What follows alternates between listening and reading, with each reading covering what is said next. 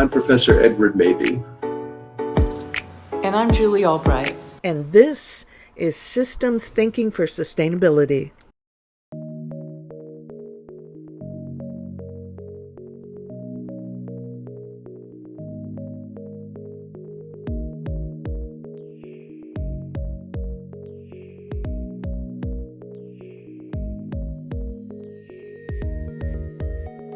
Good afternoon. This is Richard Little again, and I'm here this afternoon to talk to you about hazards, risk, and complex infrastructure systems. So with that being said, let me call up my lecture here.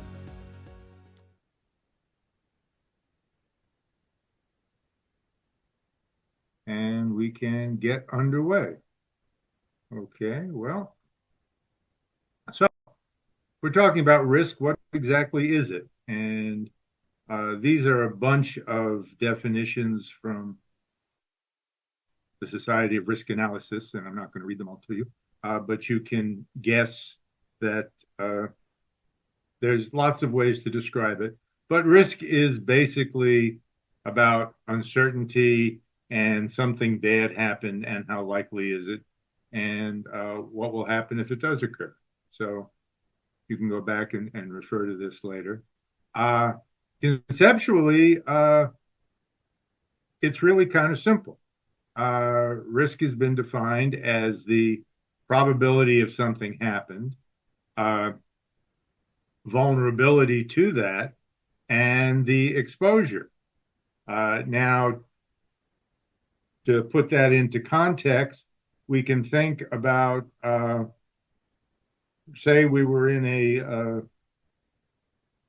nuclear accident where radiation was everywhere. We're very vulnerable to that as living beings. But if we're not exposed to it, there's really no risk. If this occurs somewhere far away from where we are, we're not exposed or we're wearing a suit. So if the exposure is zero, even though these P may be 1 and V may be 1, but still there's no risk because we're not there. So we need to keep that in mind. But the simplicity of this can be misleading. Because if you just treat this as a simple arithmetic exercise of multiplication, you can see where events of high consequence but low probability tend to look like events of low consequence but high probability. And as I put down here, things like pipeline explosions and bridge collapses are not the same as a power outage or a water main break, even though if you do a simple arithmetic calculation, they may look like they're the same thing. So we also need to define some terms.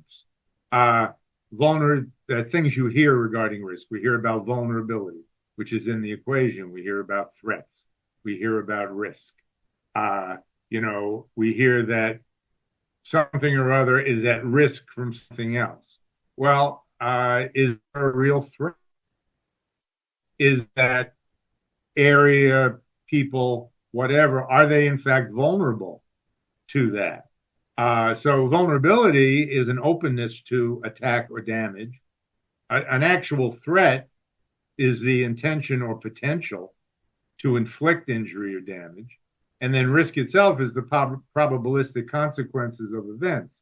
So we need to be careful in how we use terms, because even though we may think we know what we're saying or what other people are hearing, it's always good to be careful when we're talking about that so we know that we're basically the same thing in the same words. Again, risk and uncertainty go together, but they're not the same thing. We don't know the future. We don't know what's going to happen with a business venture or an infrastructure project, or more simply, rolling a pair of dice. We can't predict, assuming that the dice are fair, what's the next number that's going to come up if we roll 2 dice. except with dice, we know there's only 36 possible outcomes that can you get from 2 to 12, and the numbers in between. And you can take a moment on your own and figure this out. And we know the exact probability that any given number between 2 and 12 might appear. There's only one way to make a 2, which is 1 and 1 on each dice, and one way to make a 12, which is 6 and 6 on each dice. There are 6 ways to make 7, 5 and 2, and 2 and 5, and 1 and 6, and 6 and 1, and 3 and 4, and 4 and 3. So we know what the odds are making any particular number. However, if we put some unknown number of dice in a bag and reach our hands into that bag and grab some and throw them, we don't know what numbers are going to show up. And we also have no way of predicting what the likelihood of a number is. If we have 6 dice, it's very different than it's 4 dice. So this is the uncertainty that makes it difficult to assess and manage risk. We need to factor that in. And one objective of risk assessment, which we'll get to in a little bit, is to reduce the uncertainty so that the likelihood of possible outcomes can be determined as accurately as possible. And if you want a real life example of this, if any of you have ever been to a casino and a craps table, there's a bunch of bets in the middle of the table that are basically all sucker bets, because you can see here that a 2 pays off 30 to 1 on any throw, except there's only one way to make that in 36 possible combinations. The correct odds are 36 to 1, not 30 to 1. If we look at an 11, they pay 15 to 1. The correct odds are 18 to 1. If you look at any 7, they pay 4 to 1, but the odds are 6 to 1. And if you ever wonder why casinos have all those marble columns and fancy carpets and they give away free drinks, this is the reason. They make a lot of money on paying out less than what the actual odds are. So that's just, if you get nothing else from the lecture, the next time you go to play craps in a casino, you'll at least understand what bets not to make. So I want to spend a little bit of time talking about enterprise risk management, which is a business tool, but basically it's a way of combining risk assessment and identification with risk management. And it's very, very important in business and in all activities, really. And one of the reasons we're having this lecture in your class on sustainable infrastructure is at some point you're all going to develop projects to do something. And as part of developing a project or an enterprise, you need to examine what the risks are so you can have at least an informed sense of what the probability of success is. Does it make sense to go into this particular business? Does this project make sense? And as you can see here with the second line I've highlighted, the fundamental elements of enterprise risk management are the assessment of risks and the implementation of suitable risk responses. It's not enough just to say, oh, these are the risks we're going to face. Perhaps even the more key question is, what are we going to do about it? And here we just have, again, another depiction where we start with identification, evaluation, response, and monitoring. And this is just extremely important in so many aspects of business, your profession. No matter where you end up, all enterprise contains some risk, and it's important to be able to at least assess it, even if it's just mentally. It doesn't have to be a complex computer-enabled process, but you at least ought to be thinking in these terms. And over here, it just lists a few things to do. Basically, you want to get support for good risk management. from the very top. And if you're the business owner, it should start with you.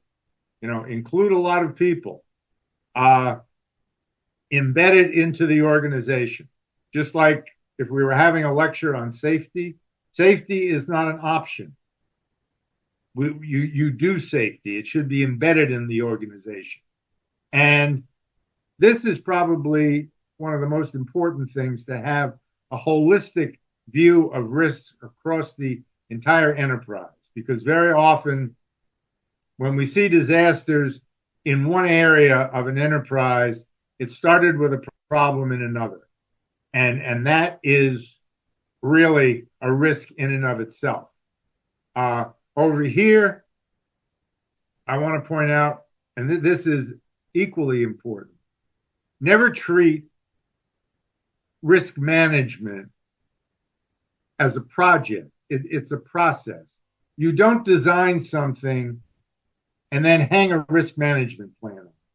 And I've seen this. I've had a very long career, whether it's checkered or not, I don't know. But I've had a very long career, and I've worked on many, many, many projects of various types, from building things to just getting reports out. And so often it starts out with, this is what we're going to do a risk analysis.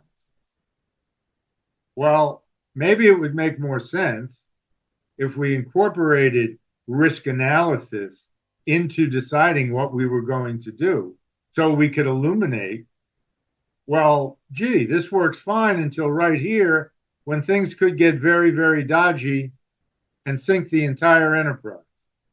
And that can happen when you tack this on at the end. It's my career predates environmental assessments and environmental impact statements, but I was kind of there at the beginning, and very often the same thing was done.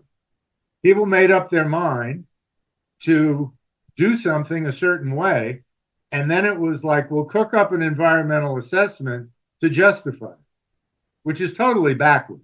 It's just totally wrong, but you can get into all too easily that mindset of having something fixed in place, and now we have to do the risk assessment. Now, the risk assessment is part of the project development and evaluation phase. These go through, again, a bunch of other things. The last bullet here, again, very important. We'll get to the risk register, but never assume that the risk register is complete.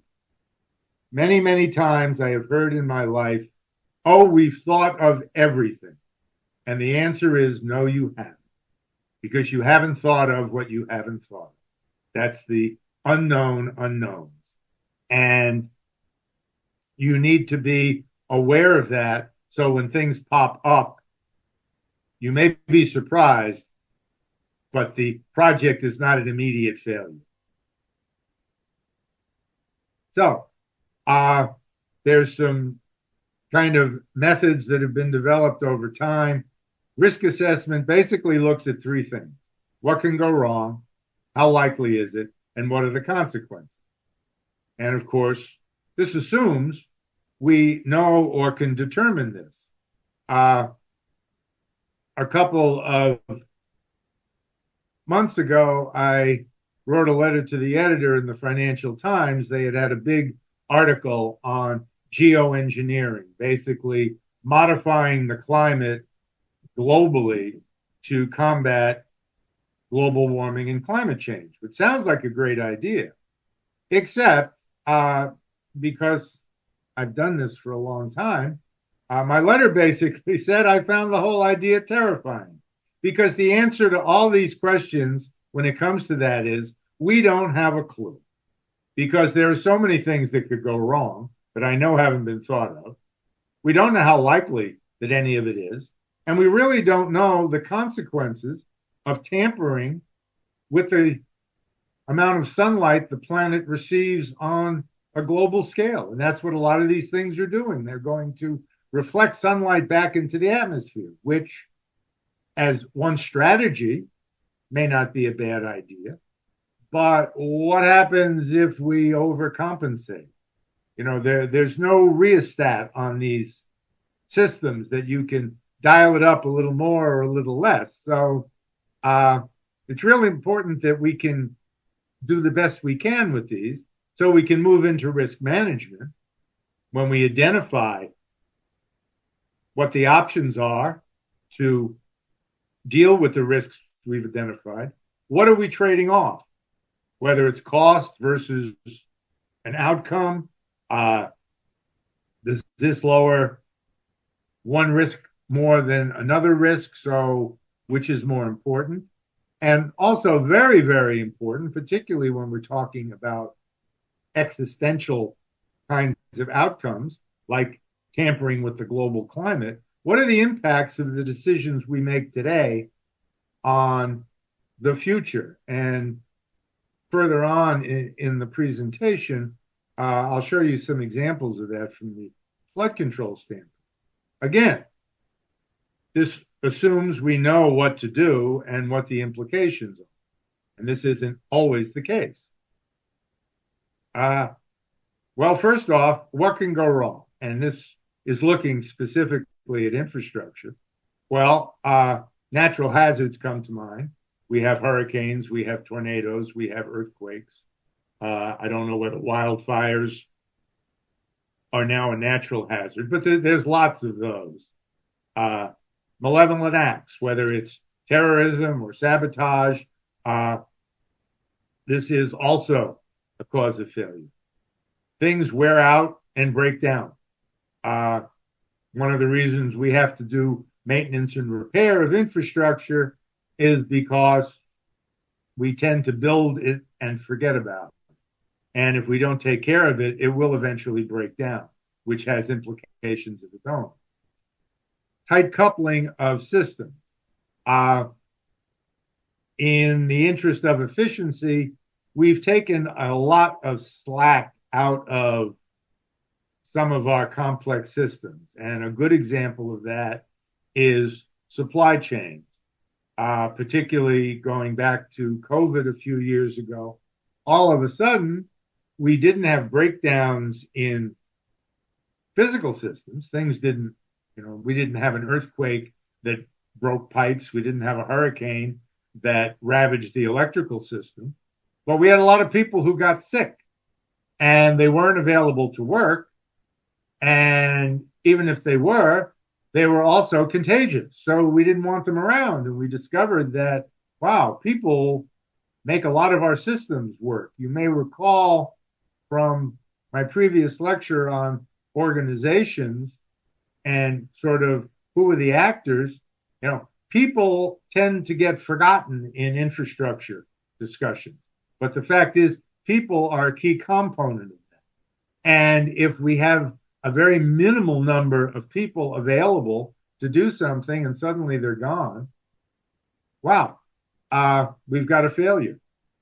We also have, on the technical side, interdependencies between civil and social systems.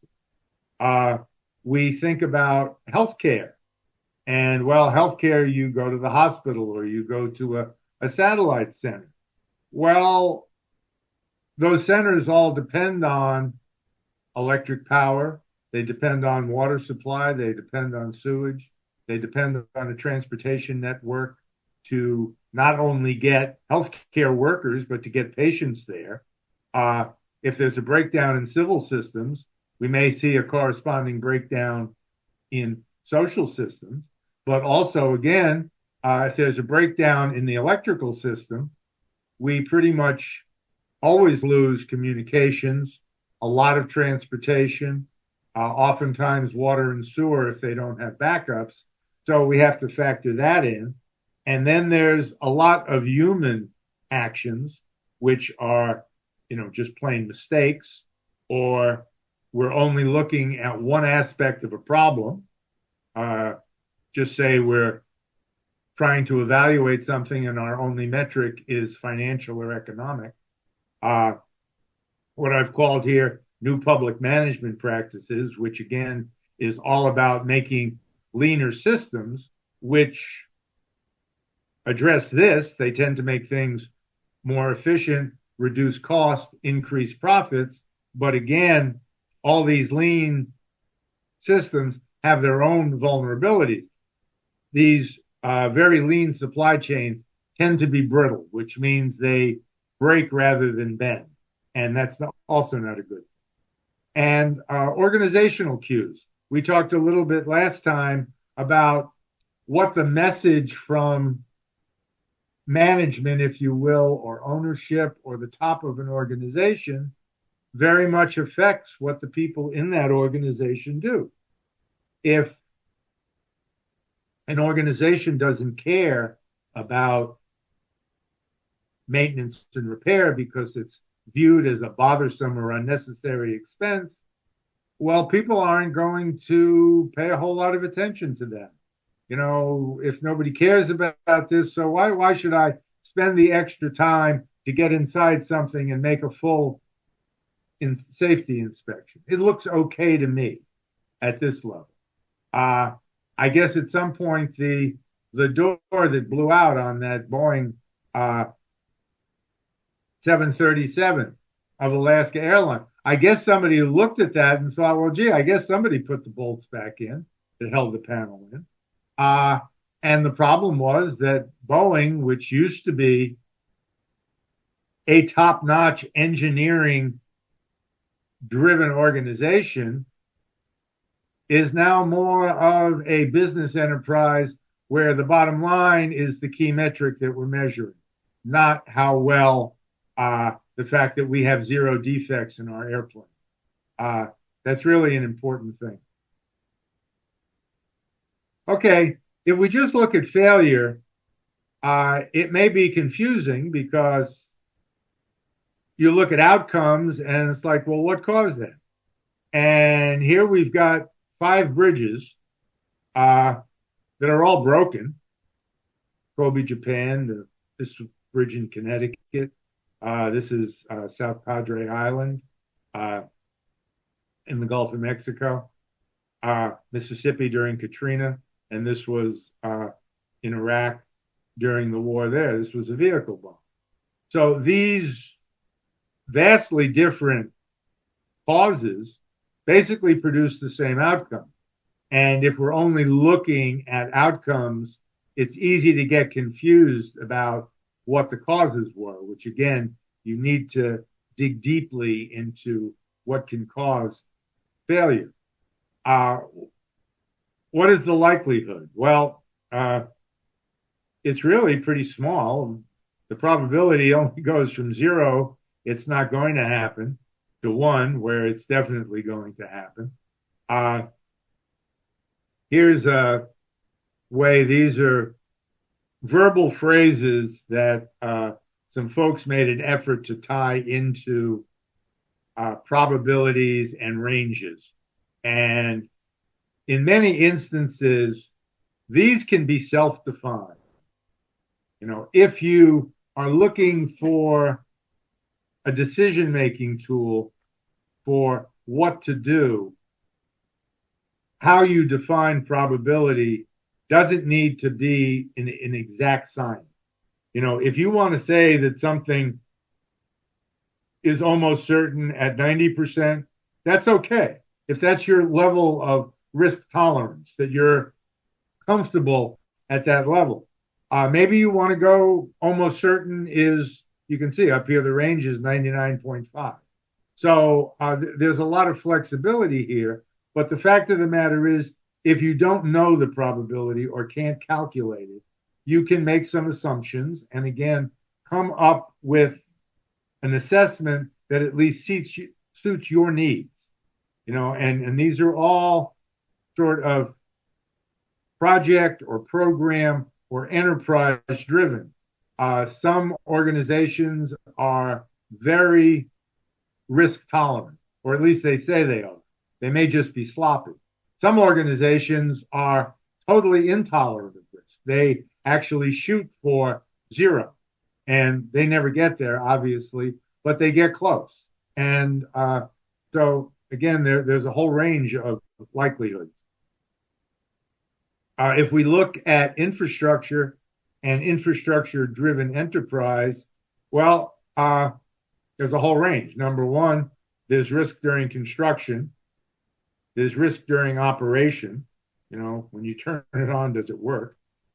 If there's a revenue stream, is that going to meet expectations? If you build, let's say, a toll road, do we have enough people using the toll road to generate the revenue we need to pay for the project? Regulatory risk. Are we going to satisfy environmental concerns with this particular project? Hazards. Have we addressed earthquakes, tornadoes, hurricanes, what have you? And again, the financing, do we have secure financing that is not going to go away? Because chances are we're going to either borrow money or get money from other sources. So this is just a somewhat gross simplification, but this is the general range of these various risks. So if we look at a failure probability model, and this is just simple Bayesian analysis, and if you've taken a stat course, you're familiar, where for any instance, we're looking at the probability of failure given that a certain event has occurred, given the probability of that event occurring. So if we look at multiple risks, we just going back to the chart we just saw, well, you can take natural hazards and financing, construction operations, and do this for all of them, and then sum up what your total failure probability is. And it may be that this turns out to be, wow, we've got some of these things covered, but we just don't have a plan to deal with revenue, and we can't make all the hazard risks go away. Do we still want to do that? So one of the ways to help us make those decisions is to build something called a risk register, which can be, again, as complex or as simplistic as you choose. Over here, and this is just a generic example, but I put down natural hazards, and I've said, we've got 3 risks.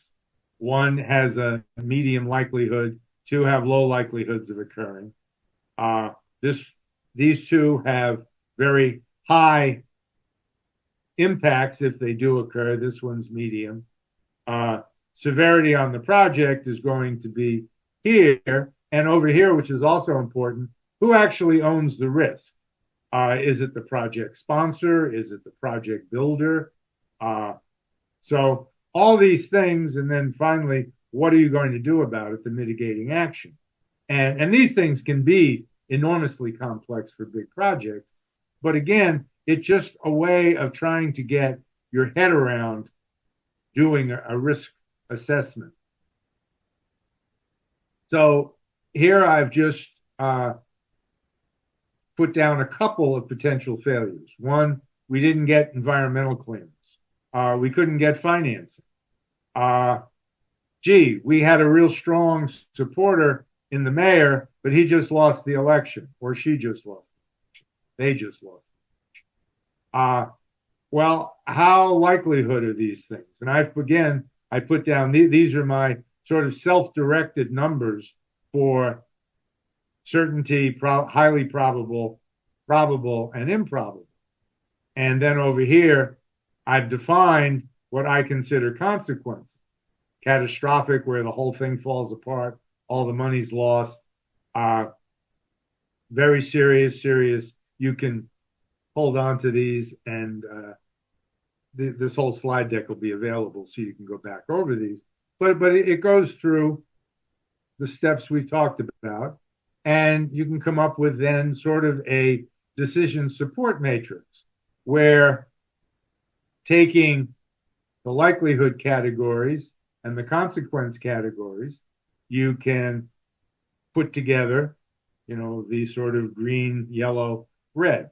Red is really bad. You need to do something. See, the yellow may or may not be bad. You'll probably do something, but some you may just watch. And green generally you don't have to do a whole lot.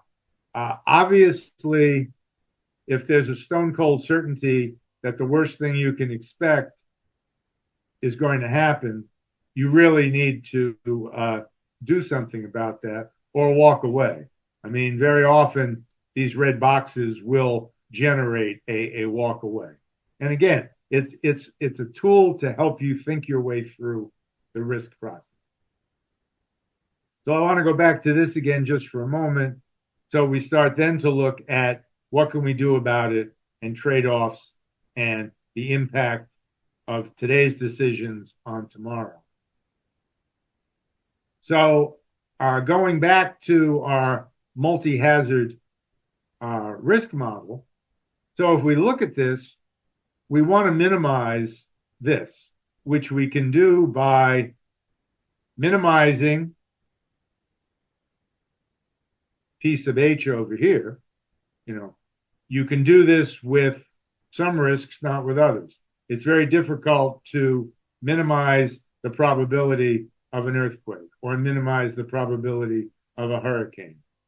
But for some things that you have more control over, you can do this. Or you can minimize the probability of failure if the hazard does occur. And this is where you really get into risk management, because we're going to assume that we can't make everything go away. So it's like, how do we minimize the risk of failure if we know we can't control everything?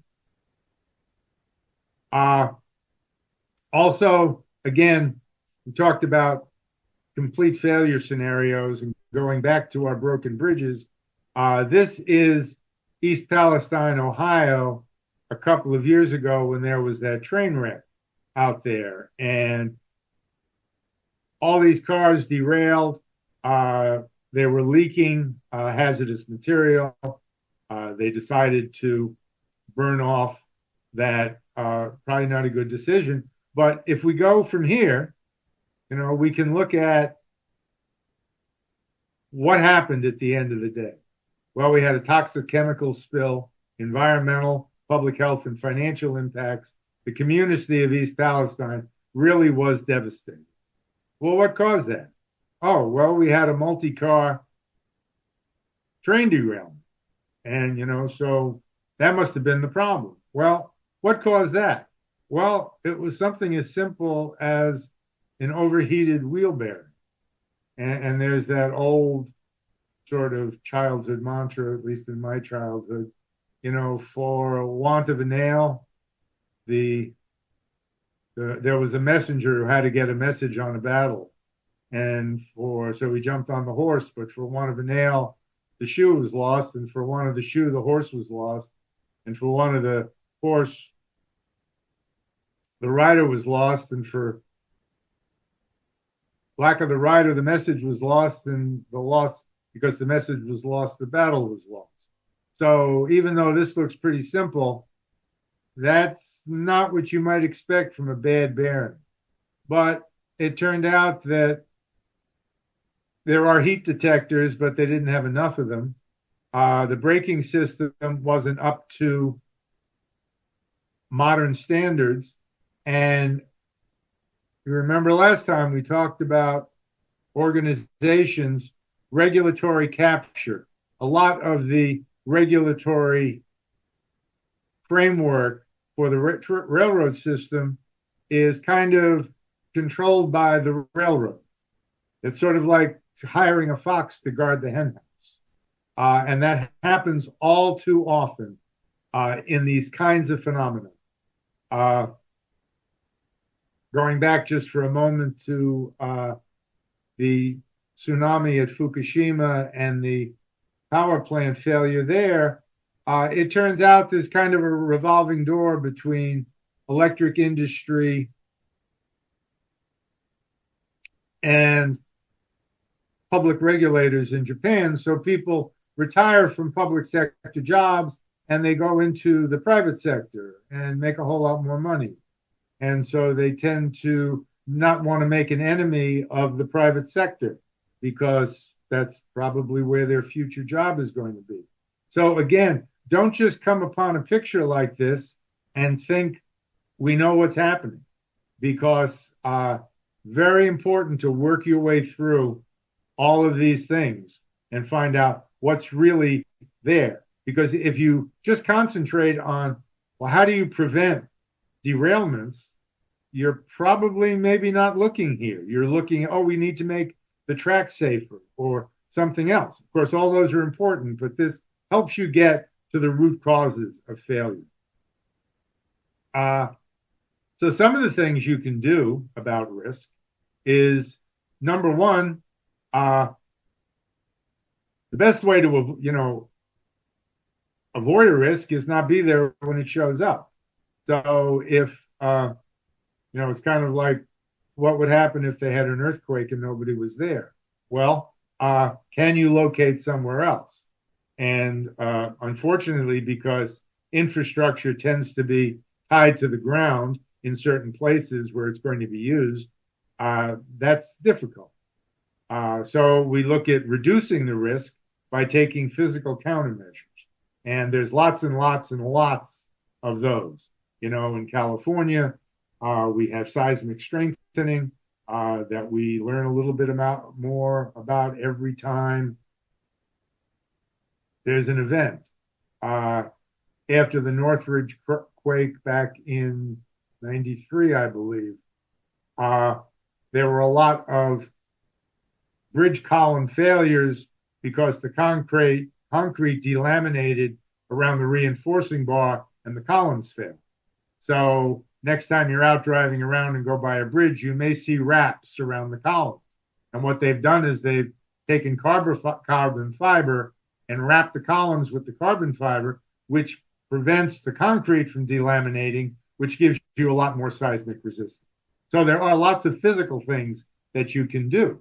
If you're in a flood-prone area, you can build levees, which they've done all through the Central Valley and north of there. But we'll see in a little bit that levees may be a two-edged sword.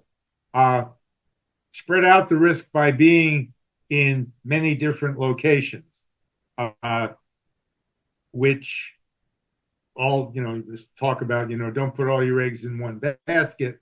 One of the tragedies of the 9/11 attacks in New York was that many corporate entities, and the one that always comes to mind is the investment firm of Cantor Fitzgerald, located their entire operation to one of the Trade Center towers. And they lost almost their entire staff when the towers came down. Now, that's a tragedy in and of itself, but it was basically the end of Cantor Fitzgerald. Since that time, businesses have walked away from that idea. Oh, and why did we do that? Because it was more efficient to have everybody in one place. Because it cut down on communications, it reduced rents and whatever. And it turned out, well, not really. So there are ways to spread the risk. You can transfer the risk, which is what an insurance policy is. You buy insurance betting that something bad's going to happen, and the insurance company sells it to you betting it's not going to happen. And because most of the time they know more about this than you do, so they make money selling insurance. But at least that's one way of covering risk, and you can buy insurance against just about anything. So, and there's more and more catastrophe vehicles becoming available all the time. And then when all else fails, you can retain the risk. And many governments do this because they have so much exposure, but at the same time, so many different risks, they choose to basically self-insure. For really catastrophic things, they'll buy insurance. But for the smaller ones, they'll just sort of, that's what happens when you decide you want a $2,500 deductible on your auto insurance versus a $500, that you're willing to retain more of the risk. So again, that's part of the financial decision, but these are standard things to do about risk. So how do we evaluate the options? We talked about that. One is benefit cost analysis, where you look at the cost of a project, and usually you bring this back to a net present value using the time cost of money and everything else, and you look at the benefits that are going to be provided.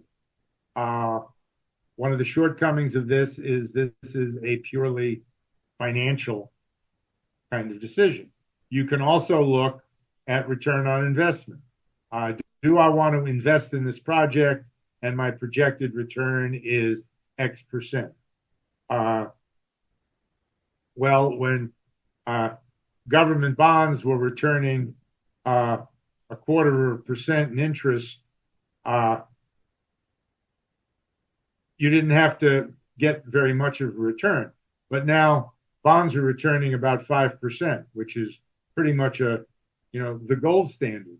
Well, now if you're only getting 8 or 10%, do you want to take the risk for that additional 5%? Again, a decision tool. Cost effectiveness looks at, are you getting the outcome you want, and how much does that cost? Again, this tends to degrade into a financial analysis, but when we started doing water quality projects back in the 1970s to clean up waterways, we kind of had a handle on the cost, what it was going to cost to do less and such, but what are the economic benefits of cleaner water? And again, there is an enormous literature on how to do this, but people questioned, can you really put a monetary value on clean water? A lot of people try, but the fact of the matter is probably not precisely, and I want to, that's why I put these symbols on here. I want you to be real careful if you start talking about any of these, because they don't tell the whole story. They overlook externalities like, oh, we're going to build this project and it's going to have these kinds of benefits. And oh, by the way, there's going to be either pollution or we're going to destroy some culturally significant lands that are very important to some indigenous people. And again, that has historically tended to get lost, which has really resulted in a lot of inequality with infrastructure. An example of this, in the time before there were such things as interstate highways, this is back in the 1950s, my family and I, or my family, and they threw me in the car because they couldn't leave me home, we take a trip to Florida every year from New York. And as I say, there weren't any interstates, so we were just driving on state highways. And even as a child, I wondered why all these highways drove through all these neighborhoods that were chock-a-block full of minority folks. I mean, these were all these roads. When they got to a town or a city, they always seemed to go through African-American communities. And I had no idea at the time. It was just like, oh, but it did register that was interesting. It was only later, after I had grown up and realized why, that kind of the well-off people, they didn't want the highway going through their neighborhood. So they tend to go places where people who don't have as much political clout end up. And that is one of the traditional burdens that infrastructure needs to carry, the fact that it does spread a lot of inequality around. Uh, quickly, if we look at the economics of flood control, uh, unprotected land has some value. If we build flood protection, the value goes up. Uh, what's the value of all the land that's now protected by levees or a dam and lake project or a multi-purpose flood control project? You can sum that up and come up with this big benefit from the public standpoint. Again, they see increased properties now more valuable. They collect more money. But of course, we're spending public money to do that. So really, it tends to be the socialization of cost, but the people that really reap the benefit are the ones that own the property. Again, being that it's wealthier people that tend to own the property, they tend to get richer, and while everybody tends to pay for that. So this could be one reason why we don't spend a lot of public money on maintenance and repair. How do you look at the benefits of, again, these can not always be physical. They can be practice related, but basically you look at the probability of a loss without a strategy, assuming the probability of loss with the strategy will be less.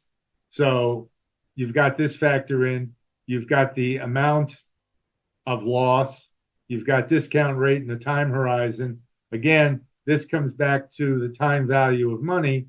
So you look at the present value of the benefit versus what the present value of the cost is. And what benefit cost tells you is that if the benefits exceed the cost, you should go ahead. Well, that's again only part of the answer. But we've historically made a lot of decisions based on this kind of thing. I've talked about the time value of money and present worth. Here I've just put down an example that if you look at 3 time periods from relatively short to relatively long and say that it's going to cost $10 million to build a project that's going to have benefits of $1 billion, which looks like a pretty good deal. We're going to, only have to spend $10 million today to get $1 billion off in the future. Well, the problem is if you look at a very low discount rate, 1.5% versus a higher one, which we've bumped up to close to a 7%. Well, as time goes on, you actually can see that if the interest rates or the discount rate 7%, over 100 years, you're actually losing money on this investment. So again, we have to be careful about what the numbers say. And ultimately, these techniques give very little value to the future. Very often we hear, why aren't we spending more today to do something about climate change? Well, one of the reasons, and I'm not saying this is the only reason, but one of the reasons is the fact that we're spending today's dollars for tomorrow's benefits. And even though people talk about, well, we're doing this for our great grandchildren and their grandchildren, and realistically, I'm never going to meet my great grandchildren's grandchildren. So there's this today versus tomorrow and whatever. And again, all this says is not all our standard historic tools work when we're talking about equitable solutions to long-term problems. And now that we've heard all that happy information, let's look at flood hazards and see what Nikki can see in the book there. So this is just U.S. flood control policy. and the path dependence of decisions. Well, a lot of communities in the U.S. are in areas that tend to flood. And these communities only exist because we've built floodworks to protect them from flooding.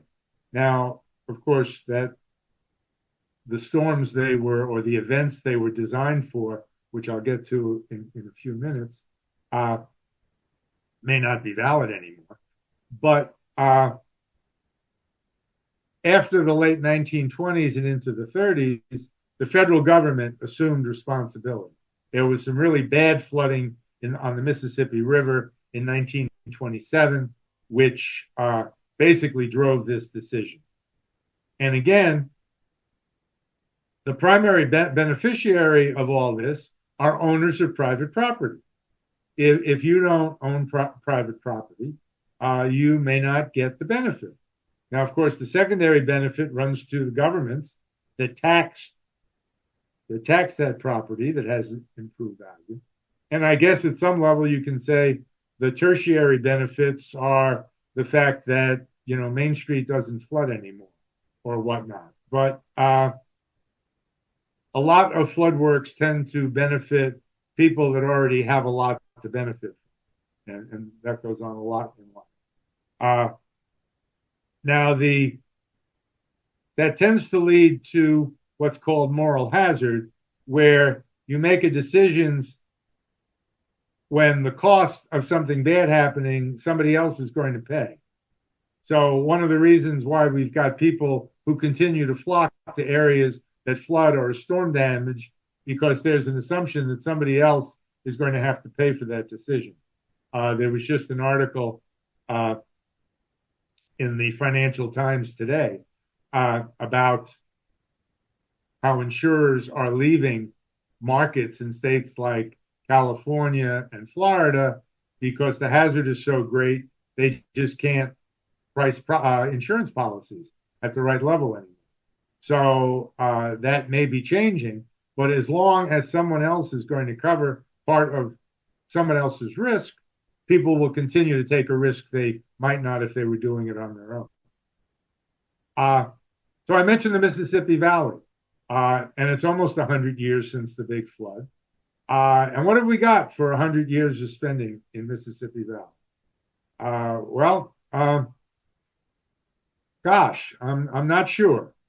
I'm sure we've gotten some benefit, but it obviously didn't make the problem go away.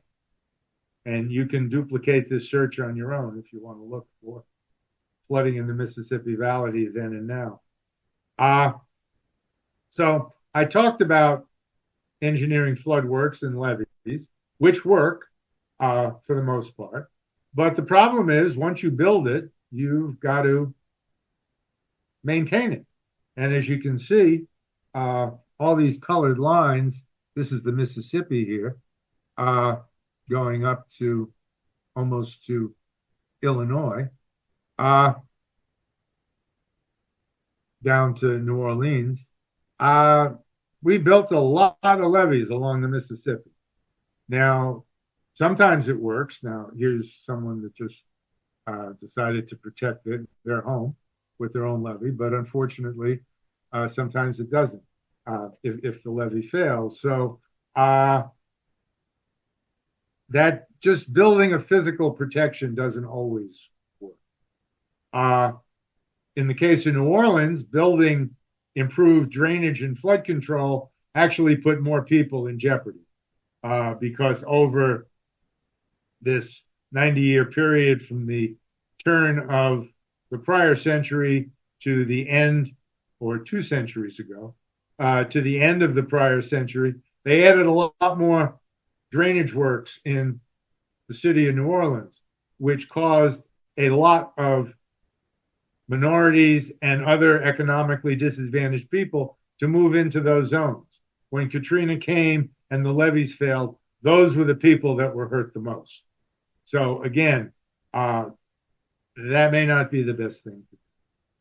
So let's spend the last couple of minutes. What can we learn from past events?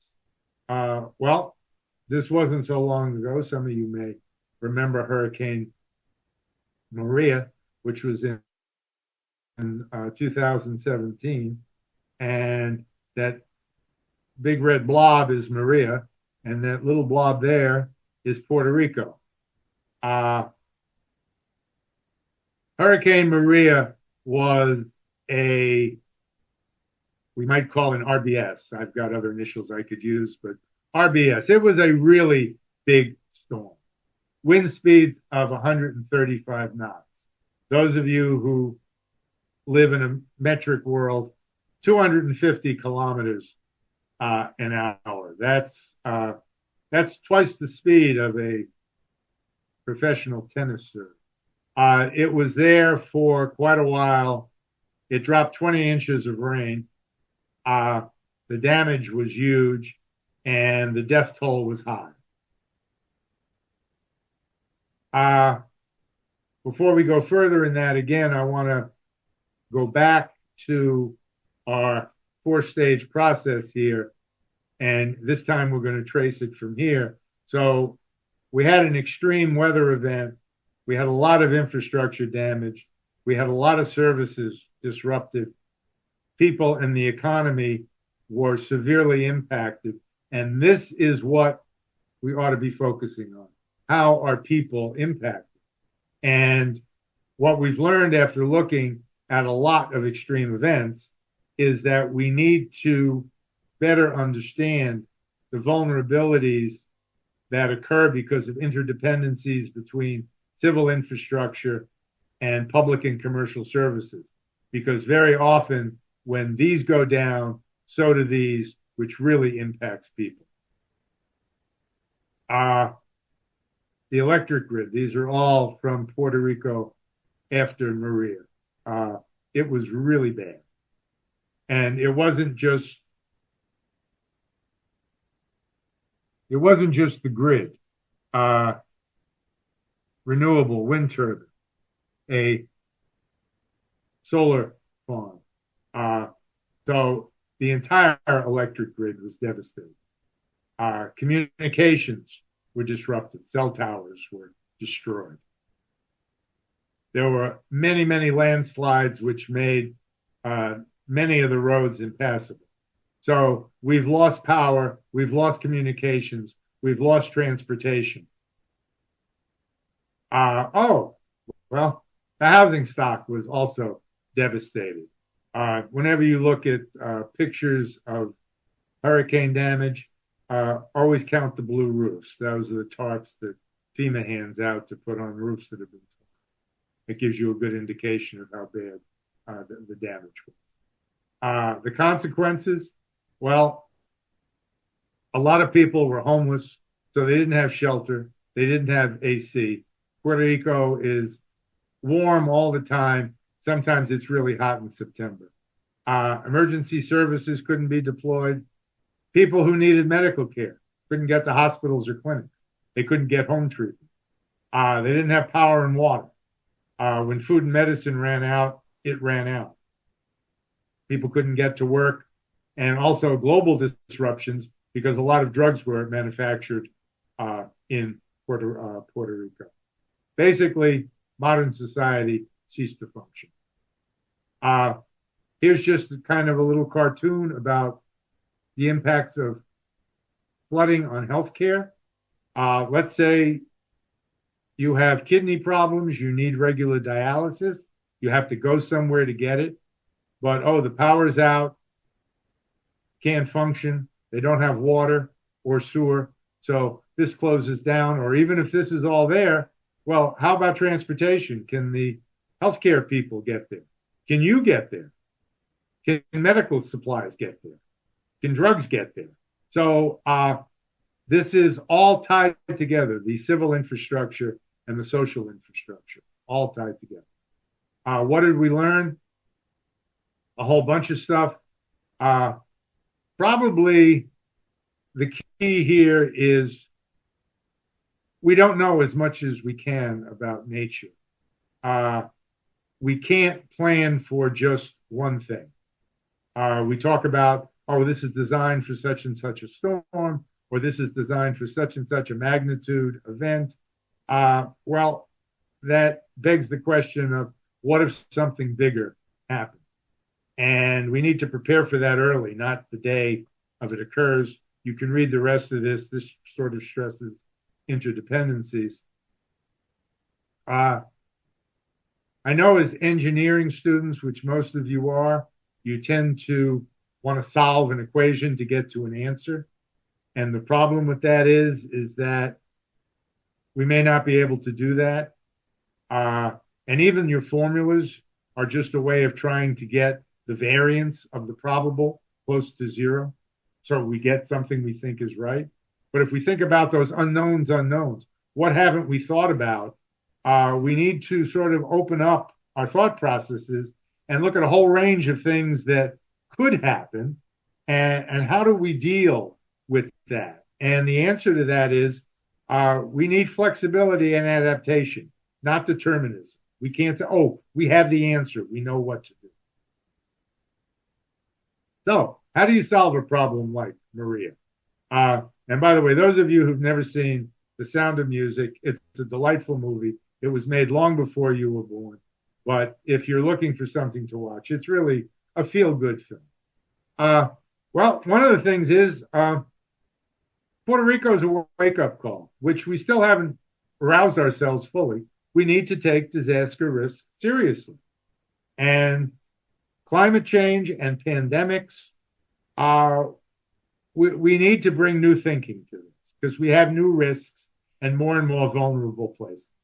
You know, we're going to be dealing with things we haven't dealt with in the past. Here's a bunch of recommendations for more approaches to managing it. One I want to stress is building human capital and institutional competence. Talked about that at the last lecture, how important people and institutions are, but these are really key, that we've got good people in the right places to make the best decisions. Infrastructure needs to be robust and redundant and minimizing interdependent failures. This is important because some of you may be looking at government type careers. What can cities and local governments do? Well, they can power with universities, government labs, do research, test alternative solutions before the fact, what works, what doesn't, build partnerships between business groups and the private sector to protect the infrastructure, work with civil society organizations to educate the public on how to protect themselves and aid in recovery. We're also going to need urban managers with new skill sets to deal with all this. And this is going to fall to you. My time has passed. I'm a mature elderly gentleman, although my memory is pretty good. Will you be ready when needed? And this is just a little cartoon on Adam's benefit. So with that, I will thank you for being attentive, and we'll discuss this in class in a few days. Good day.